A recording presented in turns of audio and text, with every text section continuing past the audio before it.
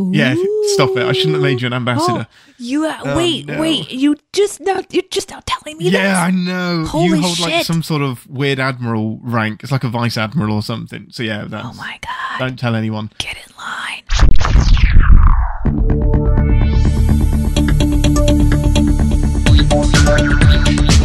Captain's Pod, Stardate 1102-022.5. Hello and welcome aboard the Starship's Enterprise, and thank you for joining us as we take a brief shore leave from the world of CinemaSins to explore the universe of Star Trek. I am your captain, Ian Whittington, and with me, as always, is our defiant ambassador, Deneé Hughes. That's right. As in the USS Defiant. Yeah. Tough little ship. If I was on an episode of Star Trek and I was the ambassador, I would have like a short run series and the fans would be very polarized on whether they enjoyed me or not, because I would both be respectful and a pain in the ass all at the same time. Can confirm, 100%. No citation needed. Right, so this week we're going to be looking at Season 1, Episode 5 of Star Trek Picard, which is Stardust City Rag. Now, just from the title, what are you expecting from this episode?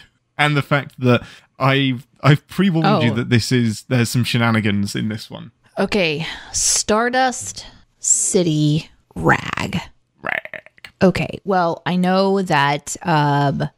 cleaning things is important. So I guess there's probably like a cleaning rag and maybe, cleaning some stardust off of the outside of a ship. So maybe they have to land somewhere and then they have to like clean the ship because it got really, really dirty when it ran through a couple of goopy nebulas or something.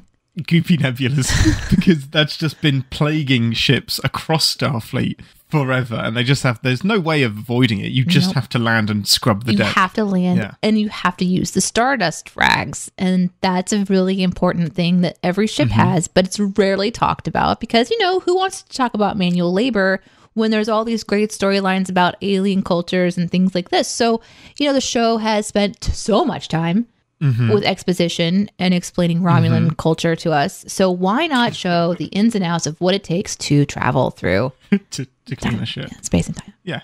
It's like the really boring people. It's like, I work on a starship. Oh, that's amazing. What do you do? I look after the stardust rags. Yeah. Which, listen. That's great. Yeah, it's actually a really respectable thing because someone has to do it. Someone's got to do it. Or if you're still in space. Yeah, the goopy nebs never will come off. You have to land, and then you got to goopy neb it up. Goopy? I don't like that. You got to take your stardust rag and you got to get the goopy nebula off. Can we just pick the non-goopy nebulas? I want the really pretty ones, not the ones that are viscous. Yeah, but it takes so much longer to get to where you're going.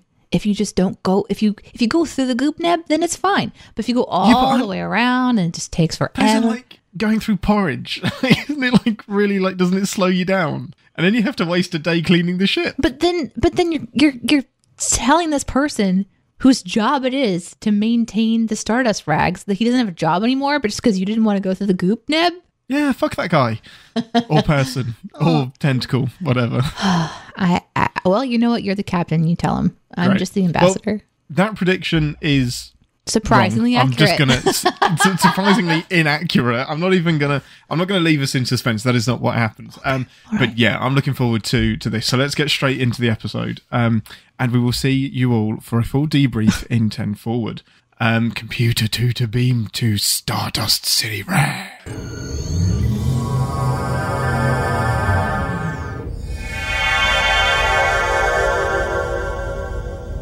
Welcome to 10 Forward, the part of the show where we grab a drink from the replicator and share our immediate thoughts and feelings on the episode we just watched. Most important question as always, what is your beverage of choice, Ambassador?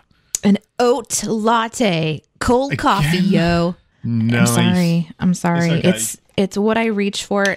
I do have to say it has a flying penguin on the side, so. Nice. I mean, that makes it all the better. Are there any pickles in it? There are no pickles. No pickles in your oat latte coffee? I think you mean... Hold on. No. Gherkin. Gherkin, yeah. Related to absolutely nothing. So this week's episode, we head to the city of Stardust on the planet Freecloud. So the La Serena crew make their way there to find Bruce Maddox in a precarious situation. Seven of Nine, the ex-Borg that they recently picked up, lends her assistance and settles an old grudge. It, to put it very mildly, is what happens in that episode. Deneé, after all of like the build-up of what the fuckery, what did you think about this episode? I don't know. So I had a prediction that this will either make or break it for you. I think this will be the turning point where you're like, this show really isn't for me, or I'm kind of on board with it. So there's this old school style to this episode that I cannot help but be like, aw. It's a bottle episode. Yeah. There's too much happening in this episode, hands down. There's way too much going on here, but it felt like this felt like an old school Star Trek episode in a way that I could not help but be like, I like this. I'm so glad you liked it. That's great. But I have to say, and this speaks to me, this tells me a lot about myself. Mm-hmm. My most favorite part is when 7 of 9 just straight up murders someone. Oh, for sure. 100%. That's the best part of the episode. Just like, fuck this. What does it say about me? I don't know. But I was like, my notes literally is, let me just show, can I show you my screen? Please do. I'm going to show you my screen. Mm-hmm. So for the audience at home, it says straight up murder. Yes. Like how many S's? So many S's. So many S's. Yeah, it was like, it's what the episode needed, because there's been so much exposition. There's been so much like stop and go. We really abandoned a lot of what every episode has had. Even Picard takes a back seat here. Like, he's not really the central person in this one, which is totally fine. Yeah. Because again, this show, though about Picard, is also about introducing a lot of other people. What it reminds me of is all of these interweaving stories coming together, and kind of like the writers are like, this is the perfect time we can kind of introduce this, like a little wink and nod here.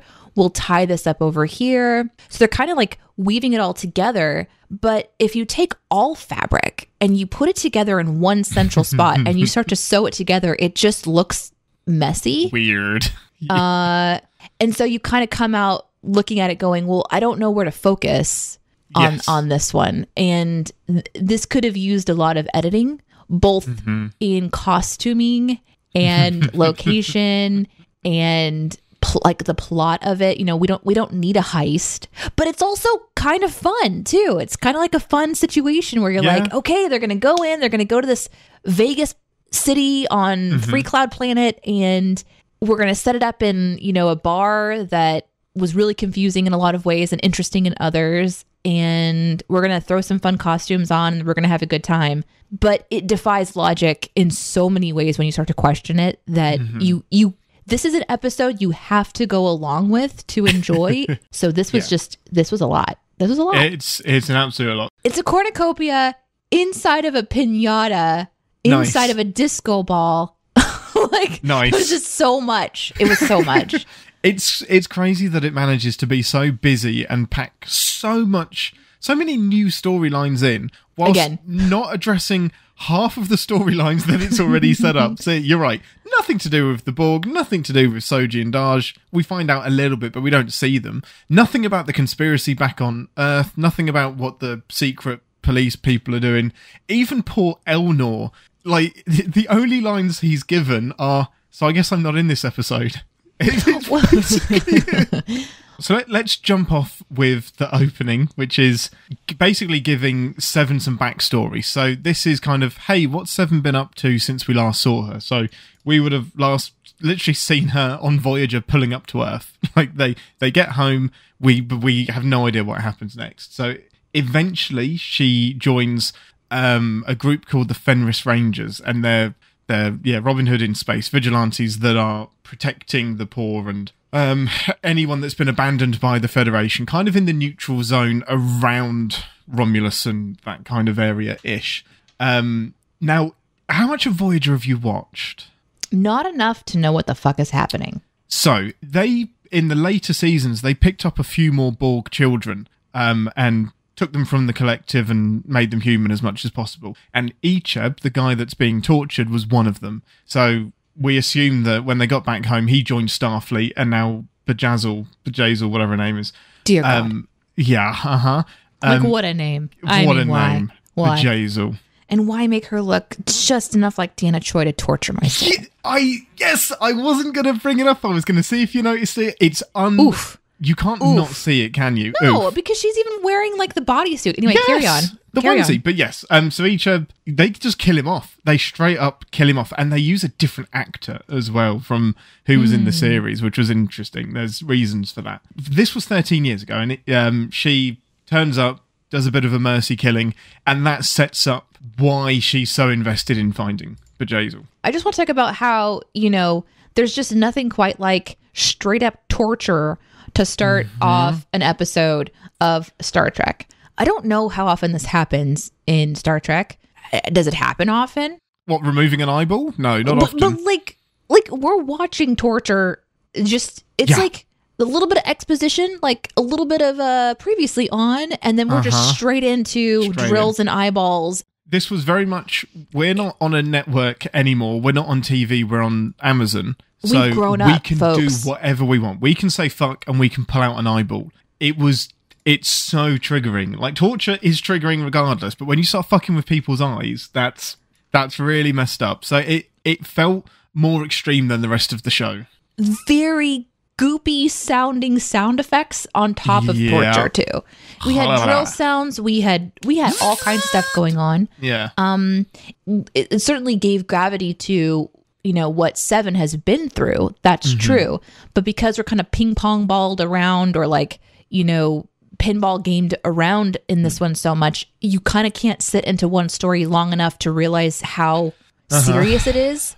Because the problem is you got to pack all of this into one episode, because we're not doing Seven's backstory anywhere else. For her motivation to make sense, you got to pack it into the beginning of the episode. So it's frustrating when they pack so much. And this is why I miss like series that were like 20 episodes long. You had time to do this stuff. This would have could have been broken up into 2, maybe 3 episodes, just depending on what they wanted to do. But they're clipping along. They've got a goal. They got a plan. They're trying to kind of get things going. But yeah, that was a lot. Starting off with the torture and the background of everything. Like that was. It's a lot. It was a lot. There was also like the casual like the lady that was doing torture. Was that? No, it wasn't Bjayzl. It was one of her minions. Okay. Yeah. When she was all like, "Hey, where's your cortical node there, buddy?" That made me cringe a little bit, because one of the big episodes in Voyager is that Icheb gets his cortical node removed and gives it to 7 of 9. So it's like, oh, you just so happened to mention the one part that we all know, because you remember that episode? Hey, nod, nod, wink, wink. See, and for me, it's just like whatever you're mentioning right now is just me going, how long is this torture scene going to last, and what is this episode about? And then you look over at the various thumbnails that represent this episode, and you see Picard in an eye patch, and you're like, wait, what? How are we going to get from torture to dress up? So funnily enough, the thing that people objected to wasn't so much killing off Icheb. It was Picard and how ridiculous he was. This just kind of compounded the fact that, okay, so we've had 4 episodes of ladies shouting at Picard and being mad at him for everything. Now we just are making a mockery of him ourselves and giving him a bad French accent and dressing up in Halloween. Me, I didn't have a problem with it. Like, that's the part of the episode that I'm just like, it's harmless, it's a bit of fun. It leads to, like, all of them being a bit ridiculous leads to the dramatic reveal of Seven hasn't been playing ball all along, and then he gets back into the game. That wasn't a reveal at all to me. That was like the most... No, but it is to everyone else. It is to the rest of the crew. Oh, to the crew, I see. In the moment. To the crew it is, not to the audience. But it shouldn't be, right? Like, none of that heist, they made that heist up. Okay, they got Seven on the ship, made up how they were going to get down to Free Cloud, created a story, and beamed down in what? An hour? Like an hour. Because they knew that Maddox was on Free Cloud, but they had no idea that he'd been kidnapped by Bjayzl or that the Tal Shiar were involved. So they concoct this anti-reptile venom. Right. And then just go down to the planet with the plot from Ocean's 11. Yeah, barely a moment to plan. So for me, any shock of there being surprises and twists, it's all ridiculous. That's what I was kind of referencing with when you stop to think about it. It's really frustrating because this is a very loose plan from the beginning, and the person who didn't stop to say, I can't even say Bjayzl. I just can't. Bjayzl. I can't. It hurts to say Bjayzl. So in England, do you know what a Bjayzl is? Yeah. Is that a thing in America as well? I mean, it's a whole thing. It's like when you bling out your lady parts. That area. Yeah. Okay. And that's all I can think about. That actually makes it worse because I thought that was an English thing. So maybe the people that made this show just didn't know. So they knew that and still called her Bjayzl. They had to, right? Like you have anyway. So I just for Seven to beam on and clearly be frustrated with Picard and then be like, yeah, I'm game once she hears I'm going to help you name. Anyway. There's no way that there's not. She has to have an ulterior motive, and the fact that no one on board is going. Yeah. Are we really thinking this through? But it's like, we got to get down there. We got to make quick decisions. We're just going to go with whatever feels right is one thing. But I think the frustrating part of Picard's acting in this, I'm not talking about the actor. I'm talking about Picard, the character, acting the way he was acting in this episode, is it seems like he's just like, derpy, lots of fun. Here we go. And he's not, it's kind of like, oh man, this is exciting. I can, put on a costume and pretend and stuff. It's like he forgot how serious everything is with Seven, with the situation at large, with how dangerous it is, the people he's putting in danger by just haphazardly sending people down. It's clear that Seven and Rafi are both like, we got to go, we got to make a plan, let's da. And that is really suspect because Rafi's got her own, agenda, which we learn is her son, but Picard, it's got to be his age. It's the only thing I keep going back to every episode, and I'm going to keep, it's my one thing I feel like I can say, well, he's getting older and it justifies this strange behavior because the way that Picard was just having this fun in character kind of feel, it could be that he was overacting. I don't know, but it definitely did feel off. It is a bit jarring. I don't let it bug me too much because, again, we haven't seen him for like 16 years, so maybe he's loosened up. But considering it's like so dangerous and he's on a time limit here, Dash could be dead already. Or Soji, damn it, you got me doing it. Soji could be dead already. What did I do? And like, because you never get her name right. But I did this time, and the one time I get it right, you blame me for you fucking it up. Yeah, my bad. I mean, sorry, Captain.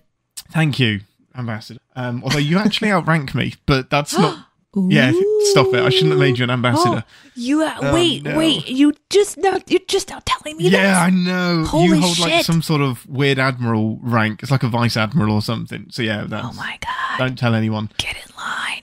Get in line for what? Do you have a queue of people waiting to talk to you? No. Okay. I think people might think I do, but I don't. So yeah, I can definitely see why that's jarring. So that it should be Rafi in this role of like hard negotiator and Picard as the one who's just bringing them together in a way. Like if those roles had been reversed, I feel like I would be more okay with it because. Oh, do you mean Rios? Oh yeah, what did I say? I meant Rios. Sorry. Rafi. Yeah. Yeah, Rios. Yeah. So yeah, I realized that was confusing. Apologies. No, it's fine. I get what you mean.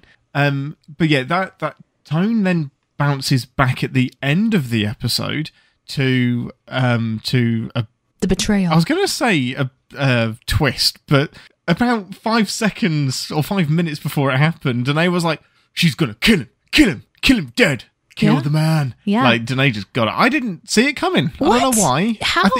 I didn't see it coming. Because I was just used to Agnes being all fluffy and stuff. Okay, so Agnes, like, when I knew it was going to happen was when she was standing over in the corner, listening to the conversation, and I thought to myself, why isn't she by his bedside? Because we saw earlier that she had this really beloved kind of moment of watching a memory of her with so we find out they're a couple, or at least that they love each other enough to kiss. Like maybe they're not a couple, I don't know. And so Maddox is there at the end of the episode, kind of spilling a little bit of information on where Soji is and the purpose of why he split them up and sent them to find the truth of, you know, not just the Tal's whatever, but also the Federation, you know, just whomever's involvement. And so he kind of does this thing. He creates these incredible android creatures and then decides to send them to find the truth, which I find questionable anyway, but I'm not going to get into that because my brain hurts from watching this episode. But when I saw that she was just kind of looking and nervous about what was being shared, but not curious enough to be by his side, loving him, but also staying distant, I was like, oh, she's part of this secret Federation situation. Like she's in on something big. And when she comes over, she's like, he's really tired. We should probably let him sleep. I'm like, oh yeah, she's going to kill him. Yeah, she gonna kill him. And what a okay, so this, again, sorry if this sounds sadistic, but what a great death scene. You know, the person who's playing Agnes, like what a great actress. She's great. She's really showing this incredibly strange and scary person who is going to murder someone because she believes that it's the right thing to do in her brain somewhere so deeply because she saw something she can't unsee and wishes that somebody wouldn't have shown it to her. And so she's reserving this love emotion and also the shock of what she's doing. Like, whoa, really, really well done. 7 of 9's murder scene is like, fuck yeah, I'm a warrior and I'm killing shit. Agnes's like murder scene is like, whoa, psychological warfare. And it was so good. So this is why ultimately I'm in for Picard. Even if it does silly Star Trek side thing, you know, people are doing weird things and talking to aliens that I can't. I don't. Okay, so we have a lizard person that can smell who you had sex with. Great, but I'm not in for that. Like I've seen interesting aliens before in other Star Trek, and I don't need that in my Star Trek necessarily. But it's fine there because it's nostalgic. But man, this kind of acting where we're starting off with torture, we've got murdering 7, and then we've got this like Agnes who's gonna fucking mentally break. I'm here for it. I'm so here for it. Also, how is Picard gonna make it all work? I don't know, but I apparently am really into the dark shit. Yeah, I think you really like powerful women that are super dark, and it worries me. Come on, let's fucking go.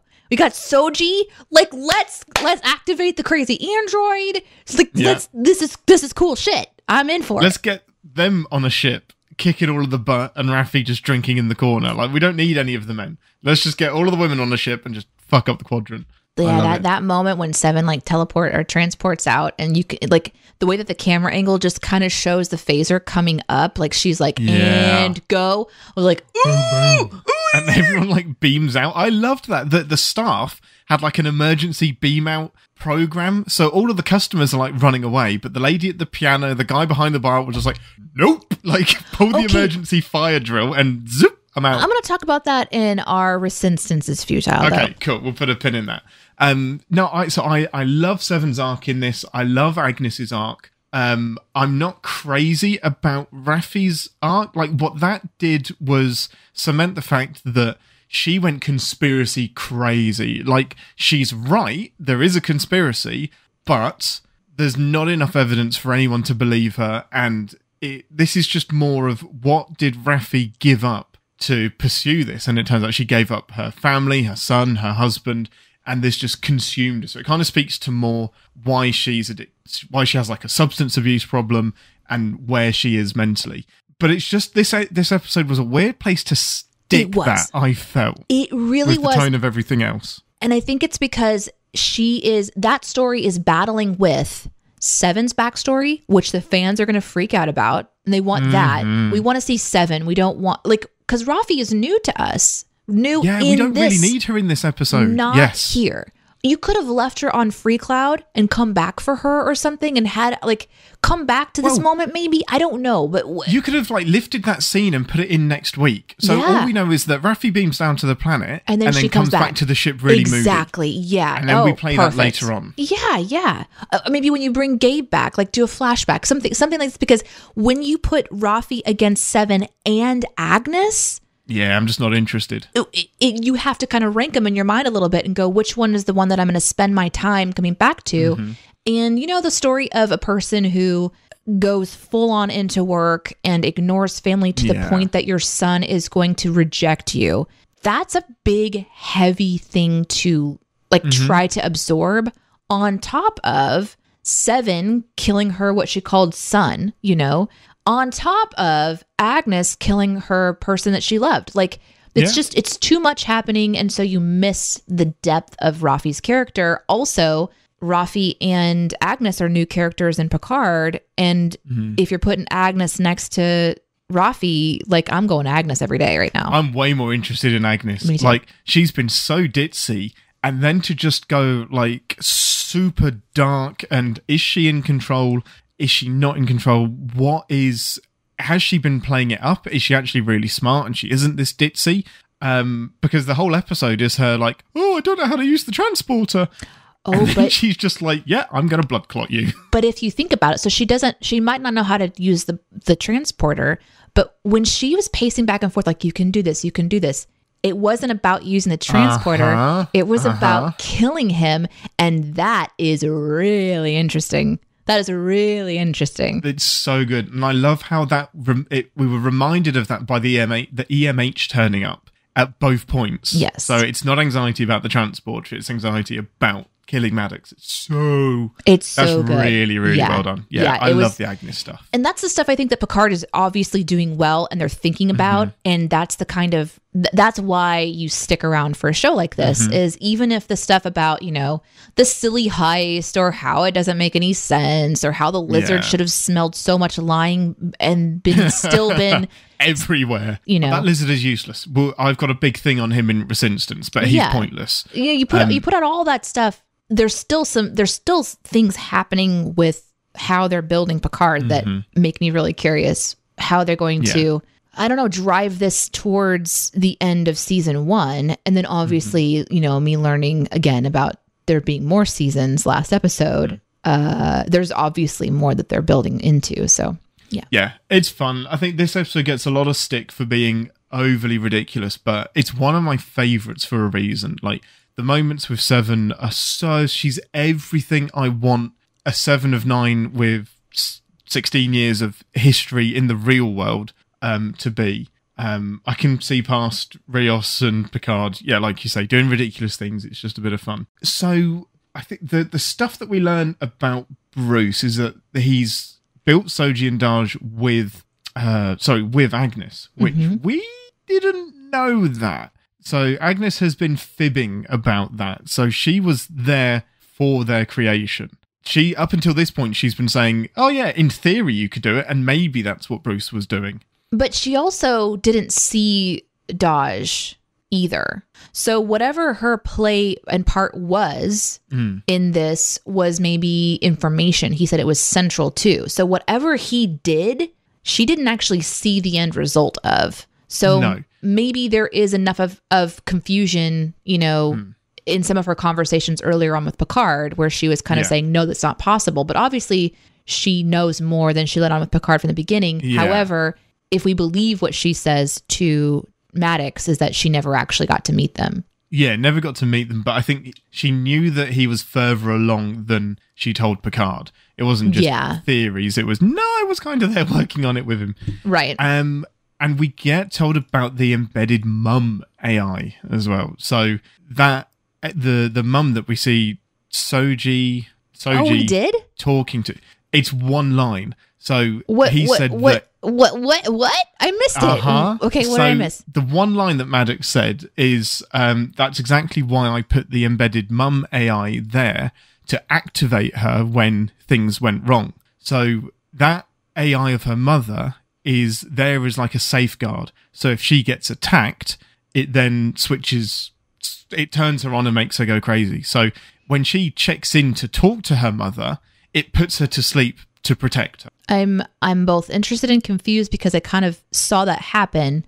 So she talks to her mom. So, okay, Daj, the dead one, activated when she was under stress. So the AI, when she was attacked, so she was like beaten up by those Romulans, the AI kicks in and basically takes over and says, right, you're now an android, go kill some things. Right. But it's also there as a therapist. And if she's asking difficult questions, I'm going to put you to sleep, wipe your memory a bit. But the mother character doesn't put Daj to sleep. Put Soji to sleep. She put Soji to sleep, but not Daj to sleep. Because if I remember correctly, when Daj calls her mother to say, I'm scared, I'm going to go find Picard or something. Well, her mother tells her to find Picard. Right. So this AI, whatever it is, both told her to do something, go find Picard, which isn't putting her to sleep. It's giving her a mission. And I'm still curious about that. Well, she's already been attacked at that point. So I think it's part of the failsafe. So Maddox has programmed it to find Picard or somebody safe or something. So you're saying that this program is not currently it's not somebody actively participating in the moment. It's a pre-program. It's an AI that's inside. It's an AI separate to her own AI. That's disappointing because that puts to bed some of my theories. Because I've kind of wondered if somebody was actively playing the role of the mother. And now I know that it's just a boring thing that's in there. And it's a deflector shield. Yeah. It's to keep her safe. Well, I understand to keep the safe part, but it's like something that's part of her chemical makeup, essentially, is that it kicks in. There's like a program that kicks in, and that program is already pre-programmed. It's not something that can be actively manipulated. It could be, but it isn't. And that's disappointing to me because there's so much fun stuff that you could do. Oh, yeah, for sure. If you could control this person, this really powerful AI through the mother character. Is this show not doing enough already? Does it not have enough complicated storylines? Yeah, I feel like that would be more interesting to be able to control Soji. Yeah, I don't disagree at all. Totally. That's fine. So I'm sorry we had to resolve that one for you. Yeah, that's fine. That's all right. I guess it's time. Yep, so overall, I think it's a really fun episode. The stuff that bugs everyone else doesn't bug me so much, but I totally understand why it is silly, it is over the top. But what a great way to end the episode, with Agnes suddenly being a force to be reckoned with, and as a couple of questions are resolved, a few more are raised for us, which I love. But before we go on, I have two things I want to mention in this section that are kind of more for this section. The first, let's just talk about clothing again, and Diana Troy. This Diana Troy lookalike. Oh my God. I was so happy to see it because Diana is one of my most favorite characters. I was so happy until it had nothing to do with her. For a second, I just thought, is this a relative? Right. So me, Sean, and Albert all had the same thought. We were texting each other, just like, is this right? No, we didn't know each other at the time, but when we watched it together, we did this. Sure. I was like, is this a relative? Is this the same species? This must be deliberate. You can't accidentally make her look exactly like Deanna Troy and not acknowledge it. And they don't acknowledge it. They don't acknowledge it. And she gets vaporized. So I don't know. I don't know. It's frustrating, but it was still like, oh my God. It feels comfortable, doesn't it? I had the same thought of, is she an empath? And she's sort of using her power to sort of understand her circumstances and manipulate people into her advantage. She wouldn't need the fucking reptile if she was an empath, would she? Like, Jesus, she'd be much better off. Oh my God. But seeing that bodysuit and being like, oh, this is such a beautiful, like, kind of wink and nod Deanna. to her, where like they've made it nude and they've added some sparkles. And then they have these really interesting like shoulder pieces that then by the end of the episode, they sort of drape. And then they drape this thing over the top of it. Oh, I was so in on it. You were so happy. So I had to mention that. The other thing I wanted to mention is the idea of having a memory between Agnes and Maddox about cooking. I thought that was such a neat thing to see, where we have like somebody who is from the future who doesn't understand why you would, burn something in an oven or create something that could be replicated through its components. And it was such a short little moment, but it was a great like wink and nod to we're in the future here. Like, because sometimes I think we can kind of, there's ways that Star Trek says we're in the future. They do that with clothing. Yes. They do that with like technology. They do that with, just these little winks and nods that we see. But I loved the idea of doing that through food in this one. Yeah. And it made me very happy. And it was scientific and like in a lab. And I thought that was really cool. I love that, using the lab to actually make things. There's episodes that have done this before where they're just like, wait, you cooked that meal yourself? You didn't use a replicator? And it's, because that's just normal. It's ridiculous. And I love the logic of, so you're okay replicating the ingredients, but not the cake itself using the same replicated ingredients. It's like, science. Like, I'm going to make this cake how I want. And it's a really tight mini story to build a relationship between them. I agree. That's really nicely done. I really enjoyed that. The other nice touch that I absolutely love was the holographic commercials that attack everybody when they get to Free Cloud, and because they're personalized. So Raffi's one is for the ship. No, sorry, not Raffi. You got me doing it. Rios's one is for the ship. Don't blame me. You're blaming me for your mess ups. The names. Okay? That is not my names up. That's not what a captain does. Oh, don't you do that to me, to your room. Get yourself together. Sort yourself out, is what you say. Get off my bridge. So Raffi's one is all about the ship. Damn it! Rios's one is all about the ship. Picard's is literally, hey, come and have tea at this hotel. And Elnor doesn't get one, which is a bit sad. Raffi gets one that's like, hey, come get some drugs. And she's like, quick, swipe away, like, get rid of the browser history. And Agnes's one is about boxing. And it's like, everyone's is personalised, but why is she getting the Rock'em Sock'em robots? Like, why have they tapped into her brain and assumed that she wants to fight? And it's just, obviously, it's a nice bit of foreshadowing to the end, because she's fighting with herself. Inner conflict. She's got some inner conflict in her head, and I've only noticed that on this time round. It's so good. I liked the wink to Elnor not being on the grid, that he is so off the grid that there's nothing that scanned his personality at any point on any planet where they don't have information enough to pull on him and say, this is what we would advertise to you.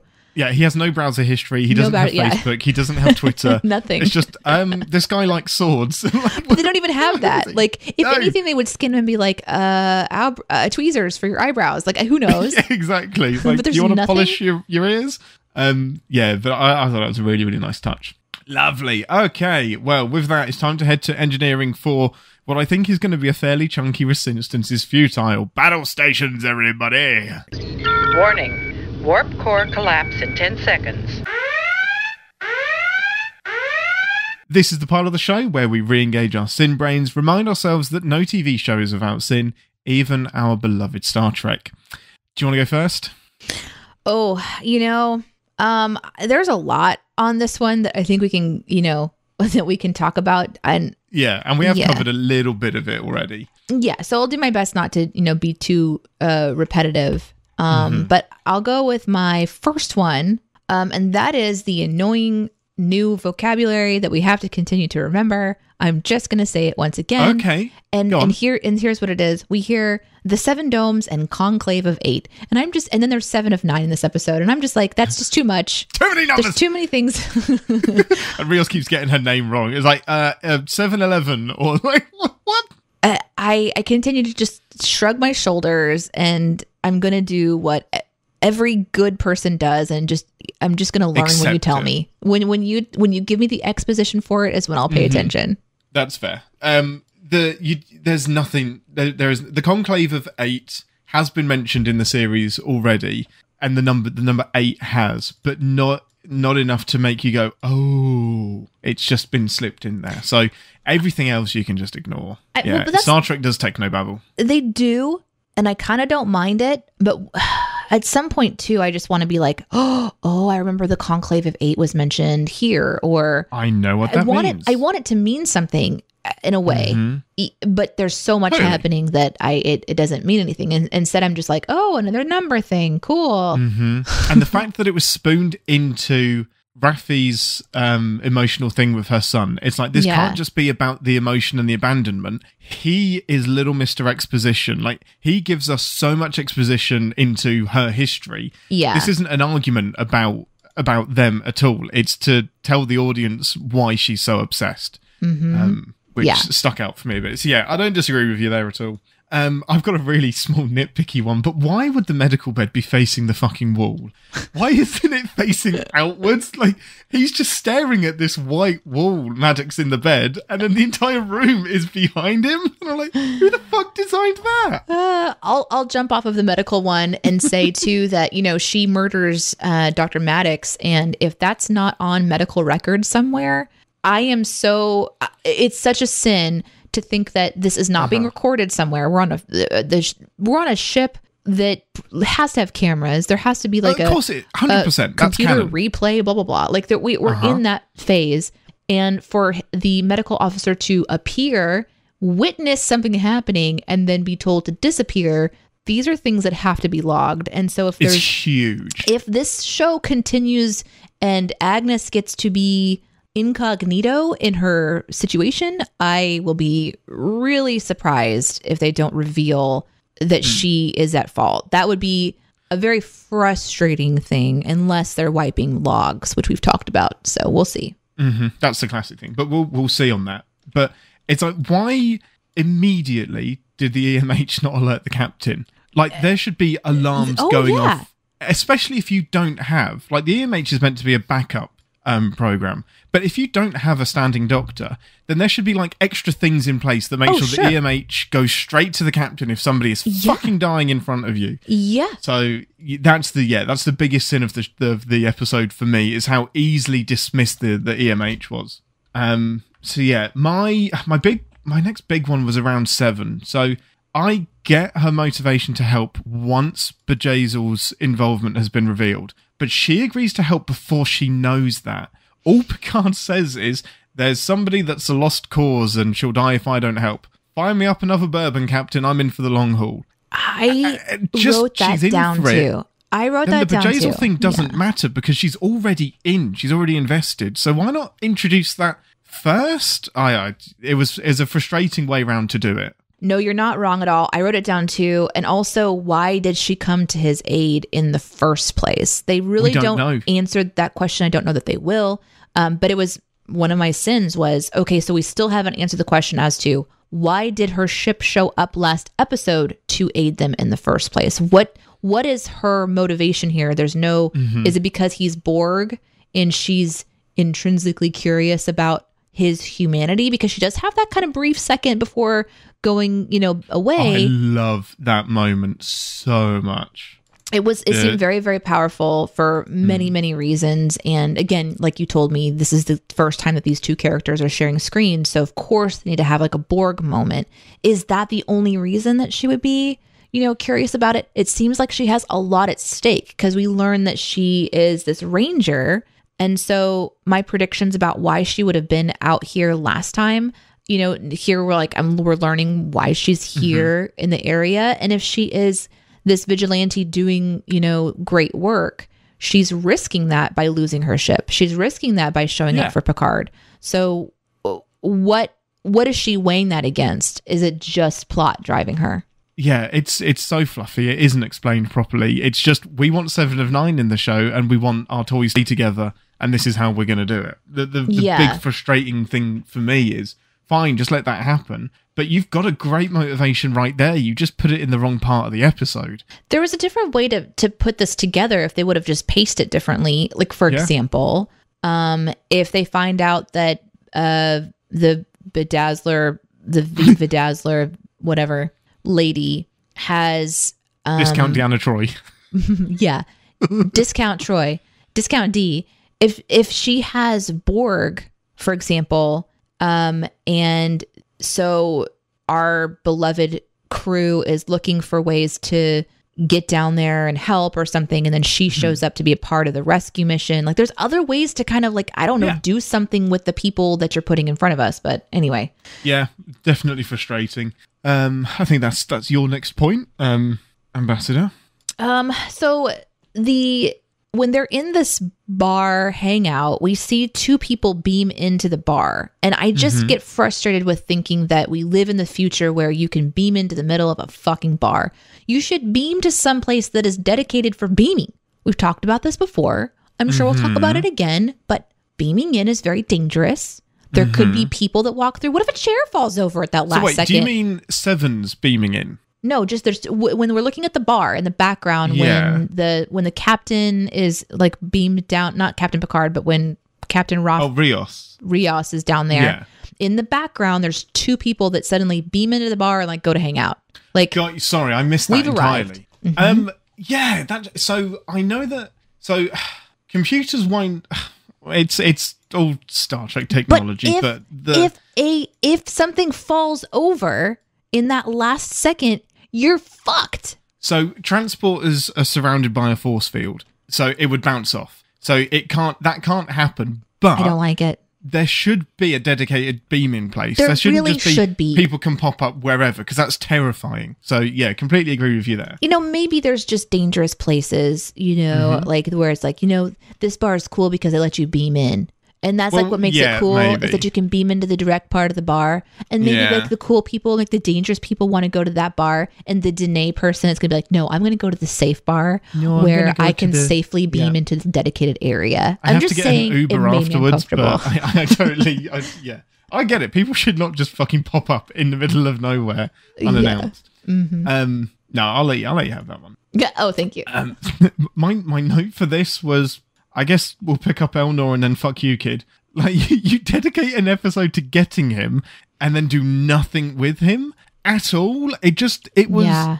These two episodes back to back are so disjointed. They're so... For a story that is 9 episodes long that has an arc, these two, it's like everything before and then everything afterwards. Yep. Yeah, I completely agree.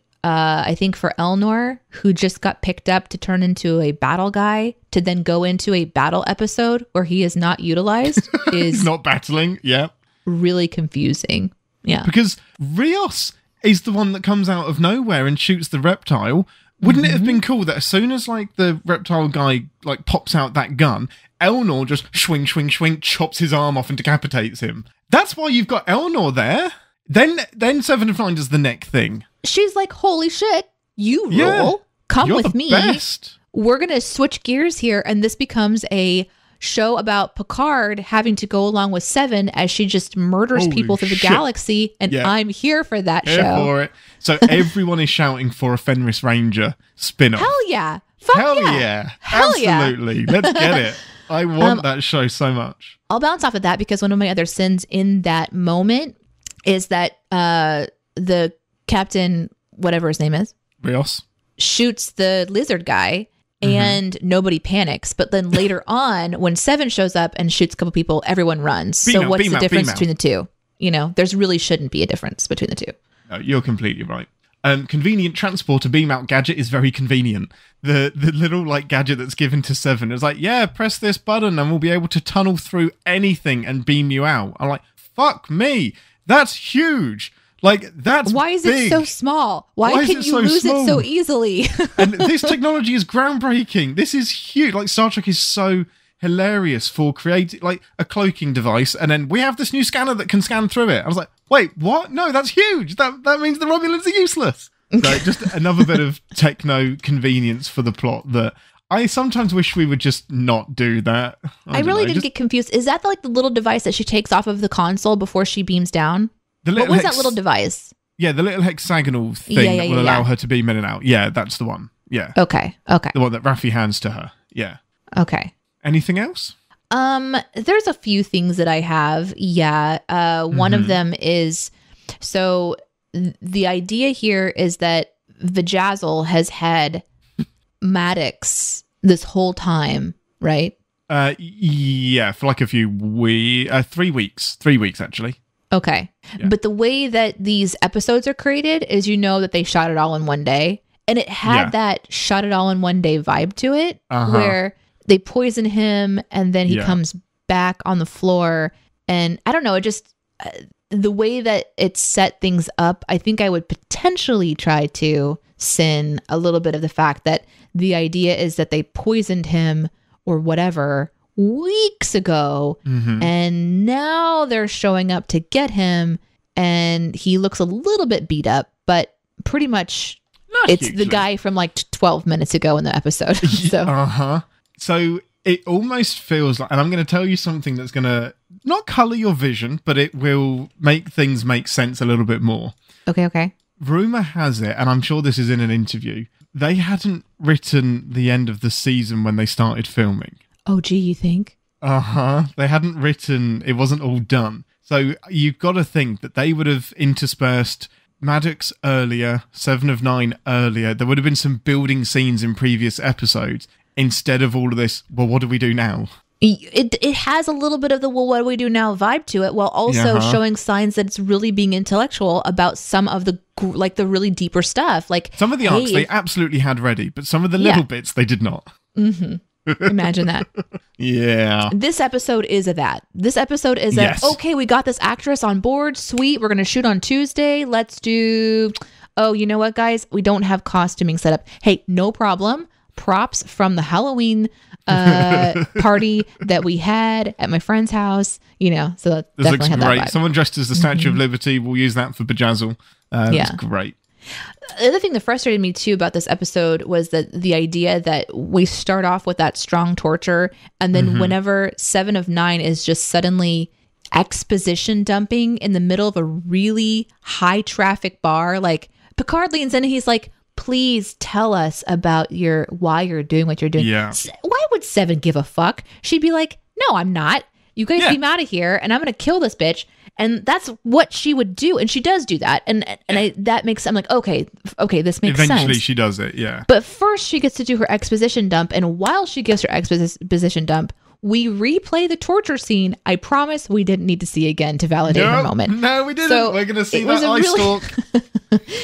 It was a really strange moment. Like, oh yes, in the middle of a bar, let's go ahead and replay everything and just talk it all out. Because Bjayzl knows exactly what's going on. Like, 7 of 9 is talking to the audience, not to anyone else. Yeah, exactly. It's exposition going to exposition. This actually might be the biggest sin of the entire show. So as soon as somebody calls Picard, Bjayzl then says, the famous Admiral Picard. So famous, but nobody knows his face. And the man is disguising himself. The famous Frenchman, Admiral Picard from Le Bar, France, his disguise is to be a Frenchman. Like, pick another accent, dude. It's like everyone knows the name Picard, but no one knows what he looks like, really. It's infuriating. Picard should never, ever leave the ship. Ever. He is so recognizable. It is baffling to me. Baffling. Yeah, when they're back in the ship before doing the heist or whatever, and he puts on the costume and he says appropriately sinister in this really over the top acting moment. Yeah, when he does that, I'm thinking in that moment, oh haha, he's having fun with himself. No, he's actually going to do this, and no one's going to notice him. They're going to put a little scar on his cheek, as if that's all anyone needs. Yeah, and it was like they. I don't know. Raffi can come up with this anti-truth venom thing, but they can't make Picard look any different. No. So the reptile thing was really annoying. What's the point of introducing this alien species that can smell lies if you just dismiss it immediately?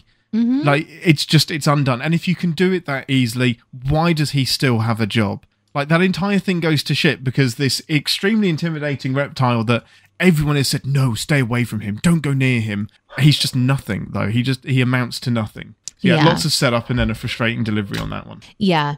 I also don't understand, why did they have to wait for everyone's consent to trade people off to beam them back up to the ship? Like for just do the beaming. You get in, get them, get out, run. Yeah. How is that how do we have to have some sort of like exchange that Seven even knows herself is going to go awry because she's going to, blow that wide open. Like they literally all stand there like, are you ready? Is everybody ready? Do you want to? Ready? You ready? Are we doing this thing? And then they nod. Okay, now we can go. Like no consent. Just fucking get in there and get out. Dumb. Yeah. And what was the point of the sack on Seven's head? For the reveal. The reveal within the reveal. Because she beams down to the bar without the sack on, so the sack gets put on as they walk across the bar, and then gets taken off again. It's bad. It's so bad. That's really bad. I've got two more. Okay. They aren't Picard's phasers, and Seven's just like... That's what I wrote. I have that written down too. That's one of my next ones. Yes. Old man, they're not yours to give away. It's like, I'm going to take two of your phasers. And Picard's just like, sure, yep. Go ahead. I just really want Rios to walk along and be like, the fuck are my phasers, dude? You're not on your ship, man. I wrote down, quote, I'll take 2 phasers, and then they're not yours to give. This is not your ship. Yes, that's exactly it. I've got in capital letters, they aren't Picard's phasers. It's so great. I don't know if it's just another nod to his arrogance. So like wherever he lays his hat is his. He owns that ship. It's so funny. Yeah. I didn't understand like you mentioned like liking the CGI kind of thing, which I thought it was kind of cute in a way, but it also, I wrote down, oh dear God, it's like Clippy from Word. Do you remember Clippy? Yeah, the little paperclip. The little paperclip helper. It's like, hi, I'm Clippy and I'm here to help. And I was like, what the fuck is happening? Like somebody got a hold of the CGI machine and they just went a little bit too wild on this one. They did. It felt, in an episode with so much, it felt a lot, but it looked like Agnes was cowering from the CGI. So was it actually hurting her? Or it was a very strange sort of, hey guys, we're going to put some CGI over the scene. So here's your acting prompts. And then they overlaid it over the top. And to me, it cheapened the show. On top of a show that had someone dressed as like pimp character, it cheapened the show even further. On top of that, with an orange hat and a feather. Yeah, you think somebody in the future like Agnes, who's very technological, would understand how holograms work. Now, I gave her a bit of grace because you can go onto holodecks and have physical interactions with holograms. So maybe she thought a physical hologram was coming up and punching her, but you dispel that after a couple of seconds and realize it's light.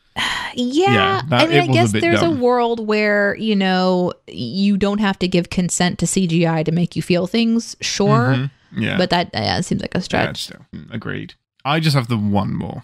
I think I did write down the Borg entered her, and I wrote down, oh dear. Ew. Yeah, ew. That's a gross way of saying that. Yeah. Like, thank you for it's not wrong, that. Like they do, but there's no phrasing. I also wrote down that they finally have seats on the ship now. I don't know if you noticed that. They always did. Nope. Sure didn't. They didn't. They did. Okay, they finally did. But they finally showed them. They're using them. Yeah, we get the glory shot of everyone sat on the ship on the bridge. Yeah, it was nice. It's like, oh, we have a budget now. Let's go ahead and put some like little seating pods. I was happy to see that. My very last one is Maddox's logic behind building Darj and Soji and then sending them out to work out why the ban has happened. I was like, what do you mean? What? Huh? Like, these are two things that you've created out of love. Why are they going out to discover, and how are they going to do that when they don't know what they are and can be discovered? It seems like a risky plan and a weird plan. I agree with you.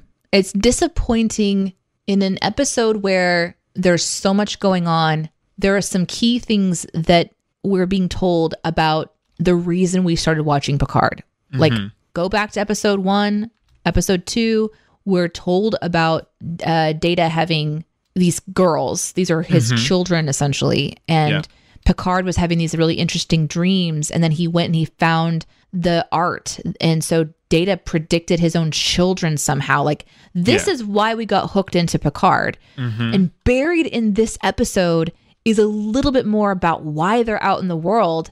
And not only do you have to hunt for it, but then when you find that information, it is disappointing to think that, because if you're creating twin children of Data that he somehow painted and predicted, like if this is the reality that we are in, these two girls would be like sequestered on some island planet somewhere to be raised up and, discovered, not secretly sent out to go figure out why there's a ban happening. It seems odd, doesn't it? And that there's a reason behind like Romulan and Federation getting involved. And it better be really fucking good in a way, Totally get it, yeah. And please don't tell me that the show has forgotten that Data is still involved in this somehow. And that, please don't tell me that we're just going to glaze over that. We will see. Please go back and hit on the points that you've told us about. I mean, it could be that the Maddox saw the picture and based their likeness on that out of respect. Yeah, but how if the only painting was in Picard's... Oh, that painting's been around for like 30 years. So Maddox... But wasn't the only one, or there's two paintings, and one was in Picard's possession, and the other one was where? Pass. I can't remember. I can't remember either. It's not impossible that Maddox would have seen the picture, because he and Data were close. And Data painted it a long time ago. But then they set it up in the first episode or whatever that no one should have seen this. Agreed, yes. So you better fucking tell me how someone saw it, is what I'm telling you. And with that, it's time to go on to our final stop, which is the captain's ready room. God. Welcome to the captain's ready room, where we hear our ambassador's predictions for the rest of the season and bask in her Q-like glory if anything she's previously predicted has come true. I have 3 launching off points. Okay. So obviously we've found some things have been resolved in this episode, like the origin of Daj and Soji, what Maddox is doing, why Raffi is on the planet, which you didn't guess, and there's no way you could have guessed it, to be completely honest. They don't give us enough breadcrumbs. First of all, probably the most important one, why has killed Maddox? And what has she been shown? Yeah, I've been thinking about that. So as always, this is tricky because I don't have a lot of time to think about this stuff. You got loads of time. But in the moment, no, I don't. In the moment, when she said, I've seen things that I wish I wouldn't have seen, and I wish that they wouldn't have shown me. Of course, it makes me think that she's working with this super secret, group that Soji herself is probably trying to figure out who they are. Maybe like the Federation / Romulan super police group together. And that they've seen what androids like Soji are capable of in the future, or like something that is happening, because to kill him means that you're killing his ability to do what he's done again. Right? Like you have to eliminate the scientist because the scientist can do what the scientist did.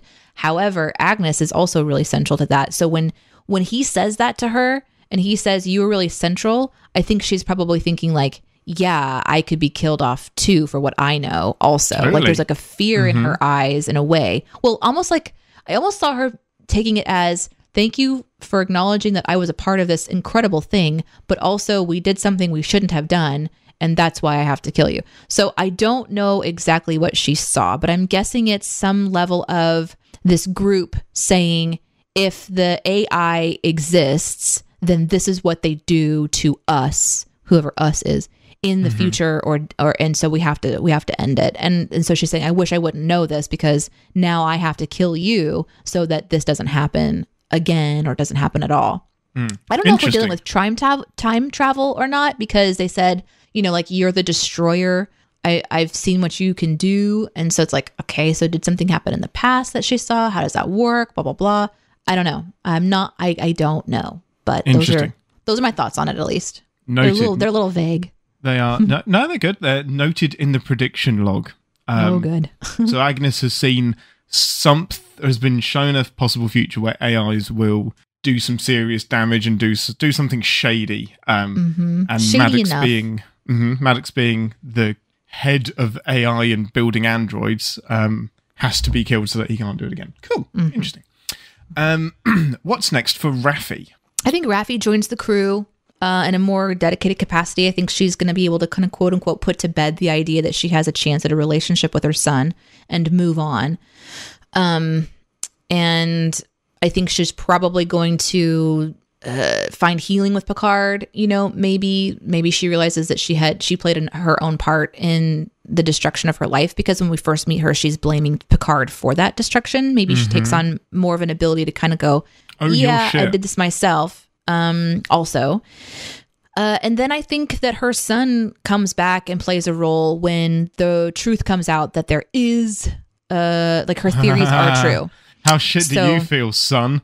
Yeah, but I don't think she's going to throw it in his face as much as he's probably going to have some kind of revelation. There's just not a reason to introduce him as a character unless he comes back in the future. And if they did that, then there's someone on the writing team that has the too much gene, way too much of the too much gene. Because in this episode, there's no reason to introduce this character. Like way too much. Not when 7 of 9 is on screen. There's no reason for them to do a stop down of this robbing person. Screen time from 7. Yeah, for sure. Yeah. So what's next for 7? We see her fighting off into the distance, kicking all the ass. And we know there's a Fenris ship picking her up. We know that's on the way. A Ranger ship. My instinct is some sort of swoop in at a pivotal moment at a later episode again. Like, she's just going to linger around. You still owe me a ship, Picard.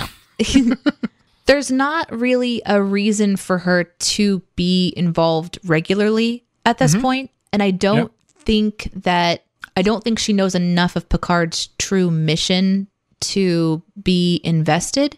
So, maybe the Ranger group comes to the rescue as a group at some point. Like, they've kind of given indication that there's more than her. And so my assumption is that at some point in time, the crew is going to need a group of people to show up to balance the odds, or, even the odds, or whatever like that. And these people will show up. The hook to get her back in will likely be that on some sort of global level or some sort of mass information level, the details of why he's doing what he's doing are revealed, and she thinks that it's a worthy cause. Nice. Interesting. Logged.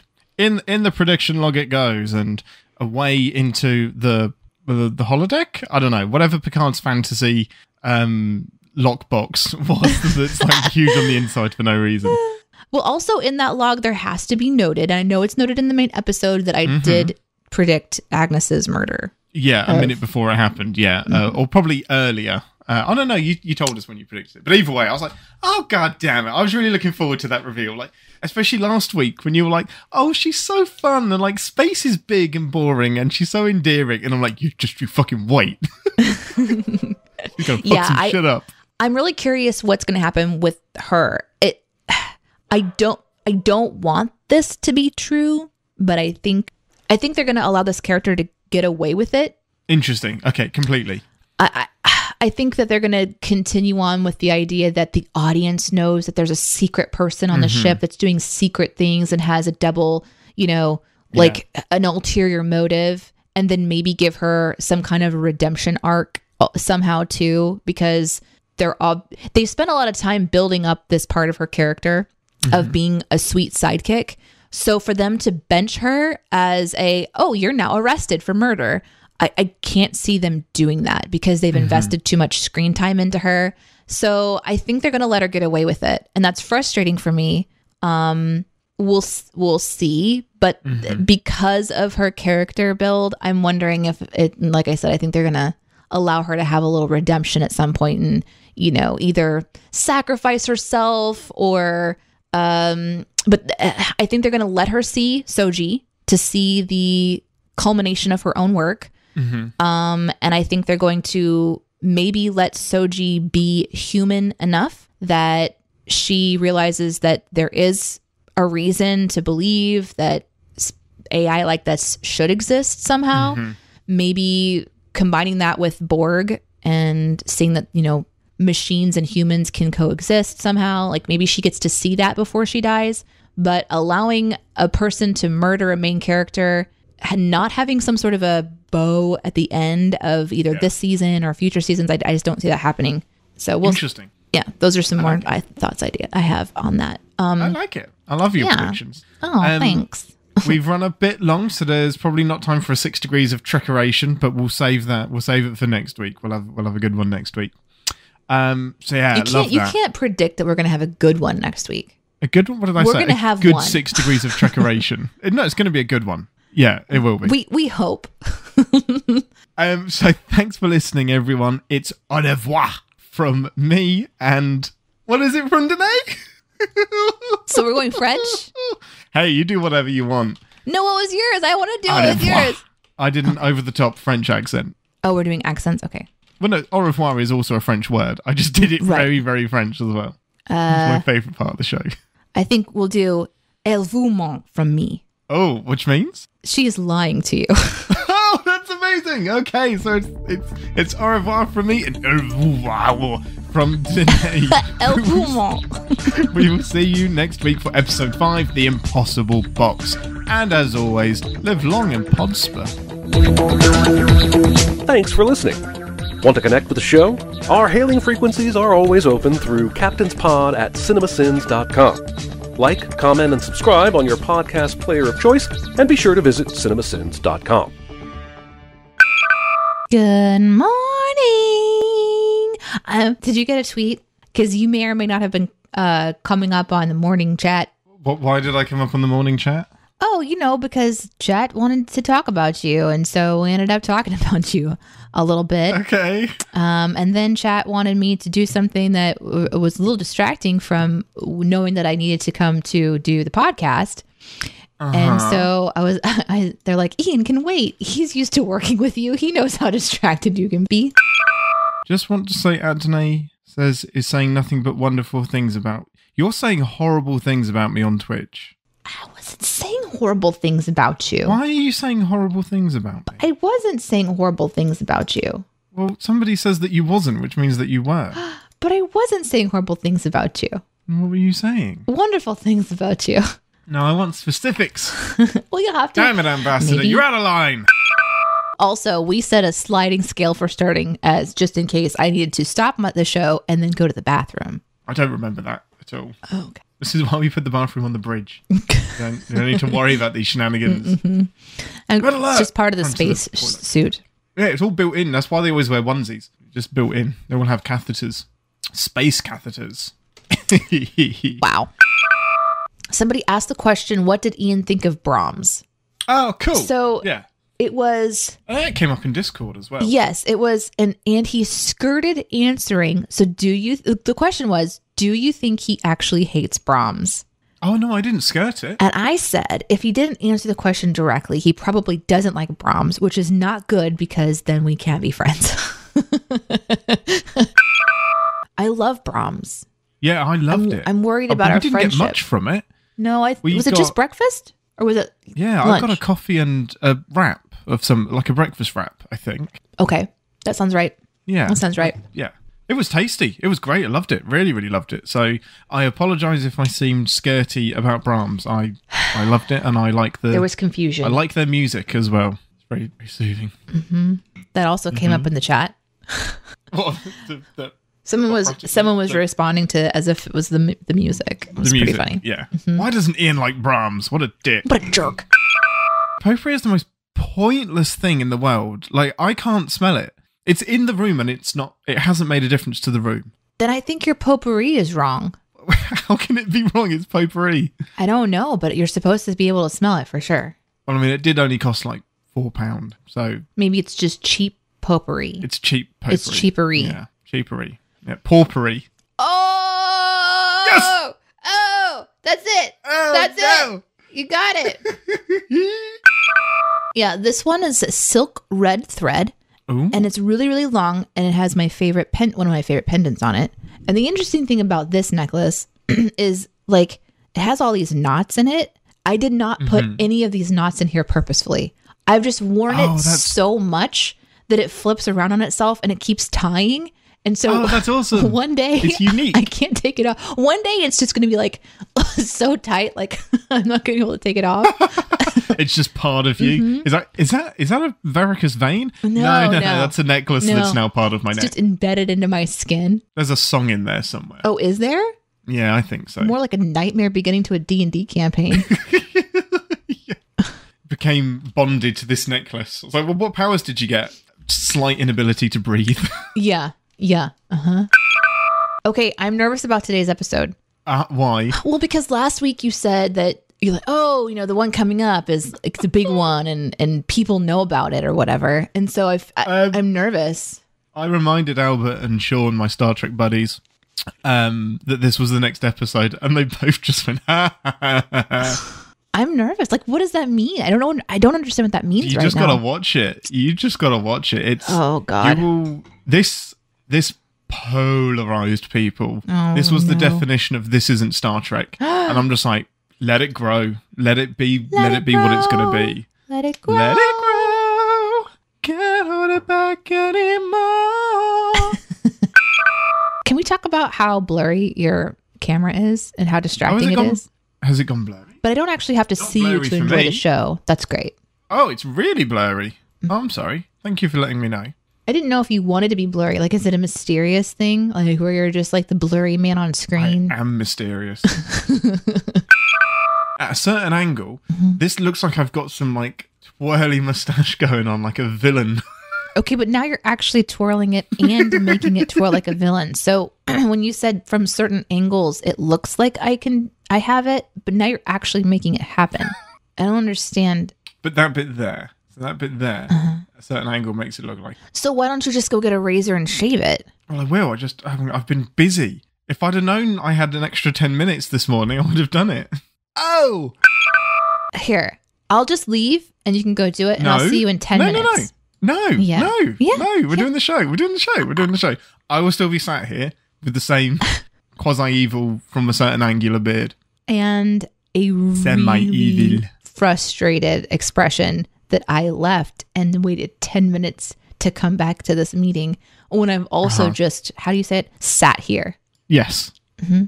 What's wrong with saying just sat here? You're the only person that's ever said that in my whole life. What? As in, you just sat there and doing your own thing? Yeah, no one says it like that in my life. That's really funny. Yeah.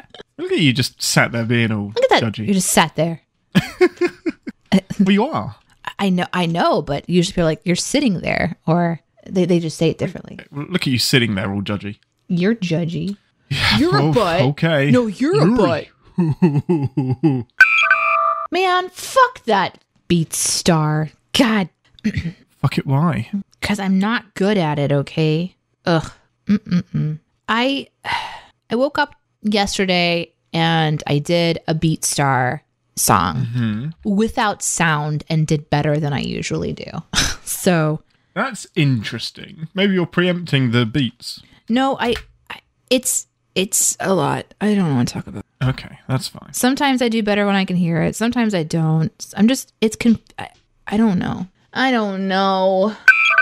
I don't think you're ready for this jelly. I don't think you're ready for this jelly. I don't think you're ready for this. My body's too bootylicious for Listen. When are we going to start the show? Have you downloaded the show? Yes. Let's start the show. Were you just waiting for me or something? What's yes, going on? Why I'm did you always say? Waiting did you say, Deneé, I'm waiting for you? No. No, I'm always ready. I come to these things ready. No, I just you assume didn't. you prep as we go. You literally said, which you'll probably cut out. You literally said, I'm not ready for the show again. You literally said that. No, I don't remember that at all. Oh my let's God, you're listen back such to the edit. a butt. You're such a butt. Okay. Are you ready? No. Good. Are we doing this or not? Asshole. Right. I'm just going to start because you're a dick. I really wish that people could see your face when we do the show. Just the level of fuckery that happens.